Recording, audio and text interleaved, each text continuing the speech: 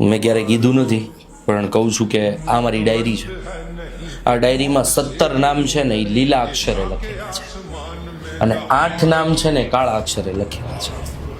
એ શું કામ? એ હું તમને કહું. લીલા અક્ષરે જે નામ લખ્યા છે ને એ જ્યારે જ્યારે મારી જરૂર પડી છે, ભલે મારા નાના એવા કામમાં મારા માટે ઊભા રહ્યા છે અને એના એક નાના એવા જૂજ કામને કારણે મારા જીવનમાં એનો ઘણો બધો બદલાવ આવ્યો છે, તો એ વ્યક્તિને અડધી રાત્રે જરૂર પડે તો કદાચ મારા મેરેજ ચાલતા હોય ને તો એ મૂકીને આપણે જવાનું થાય છે. આ મારો સિદ્ધાંત છે, આ મારો પોઈન્ટ ઓફ વ્યૂ છે.